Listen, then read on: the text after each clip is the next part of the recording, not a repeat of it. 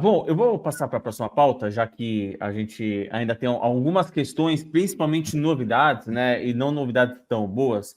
E hoje a gente teve a resposta, né? O São Paulo se pronunciou sobre as lesões do Marcos Antônio e do Luca, né? Bom, abrindo aqui o parênteses, né, no site do São Paulo sobre, né? O São Paulo diz o seguinte: o volante Marcos Antônio, substituído no primeiro tempo da partida contra os gaúchos, passou por exame de imagem pela manhã e teve diagnosticado uma lesão muscular na região posterior da coxa esquerda. Ele vai ficar fazendo tratamento no Refis e não integrará a delegação para a viagem para o Nordeste, assim como o atacante Luca, que vai ficar tratando um entorse do tornozelo sofrido durante o jogo. Além deles, também a gente teve o Ferreirinha, que teve uma lesão que a gente não sabe quanto tempo vai tirar do jogo, mas pelo que parece, só volta depois do Mundial. A gente não sabe se logo na sequência, né, como é a previsão do Lucas, mas é mais uma lesão também. E eu queria entender, Renan, ao que se dá, aliás, era previsível esse excesso, essas novas lesões. O São Paulo errou um pouco, talvez, no manejo do elenco. Por exemplo, eu temo muito pelo Alisson. Eu acho que o Alisson daqui a pouco vai estourar e a gente precisa descansá-lo. O Marcos Antônio, que não estava no nosso radar, já estourou. Acha que chegou o momento, por exemplo, amanhã, Copa do Brasil, pode ser o momento de talvez jogar um Negruti, joga Pablo Maia aí mais um, enfim. Eu queria entender ao que se dá um pouco essas lesões que têm acontecido já no São Paulo e se já era algo premeditado, algo que dava para evitar assim, e também, né, a falta que esses atletas vão fazer agora, principalmente Ferreirinha e Marcos Antônio. Bom, o Marcos Antônio não foi explicado a extensão da lesão, né? Que tinha. Não, ainda não. O jogador sabe que machuca, não sabe, só o exame vai mostrar o tamanho do problema, né? Se é para 1, 2, 3, um mês, isso aí não dá para.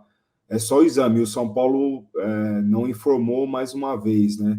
Isso daí. A do Luca, cara, é uma coisa, uma infelicidade. Ali não tem como você prever, né? O incrível foi ele ter continuado no jogo, cara. Porque foi uma torção muito feia.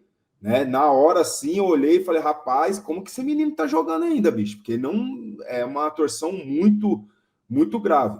Mas é óbvio que quando ele saísse do jogo, esfriasse, ia doer muito e ele não ia ter condição de viajar amanhã. Cara, o Alisson, ele já tá na conta do.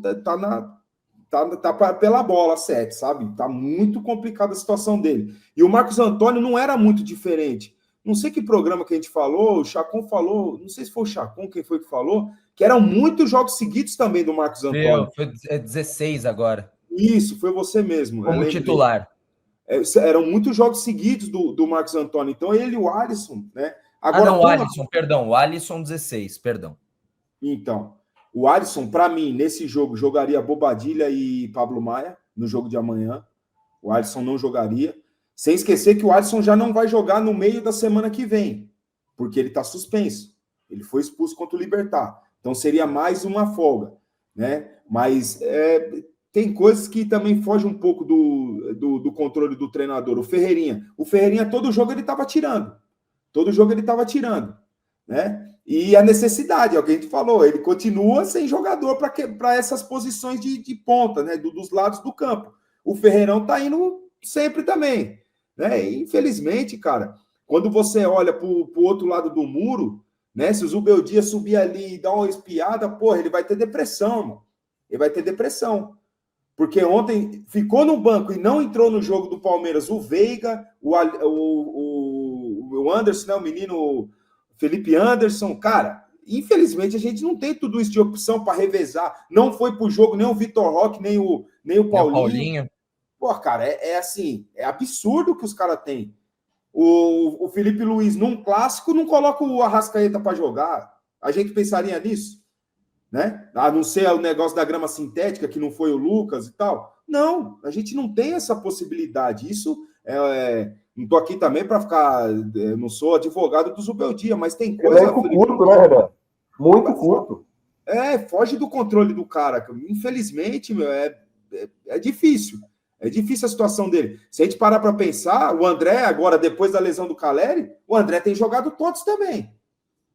já tá entrando, e é um jogador de muito embate físico, muito contato, né? Então, daqui a pouco pode ser ele também. Infelizmente, cara, o Zubeldia, ele vai conviver o ano inteiro com esses dilemas de determinadas posições. Pô, quem eu tenho que tirar agora para... O que ele pode e tem feito melhor são os zagueiros. Zagueiros, ele tem mais opção, então ele tá conseguindo. O Alan já não jogou nesse jogo, jogou o Sabino junto com o Arboleda, o Juan também ficou de fora. Daqui a pouco ele pode de novo, aí para esse pode voltar um dos dois, pode voltar o Juan ou o Alan, enfim, aí ele pode revezar bem. O Enzo agora tá jogando numa sequência de novo, não pode correr risco. Cara, é muito difícil a situação do Zubeldia nesse sentido, de pensar em prevenção de lesão. É muito difícil a situação dele, cara. Me preocupa um pouco, levantar aqui no chat, inclusive, né? Se a gente pensar, por exemplo, na Libertadores, que é daqui a mais ou menos 15 dias, 10 dias, São Paulo daqui a pouco sem Marcos Antônio, sem Alisson expulso, vai jogar quem na volância, né?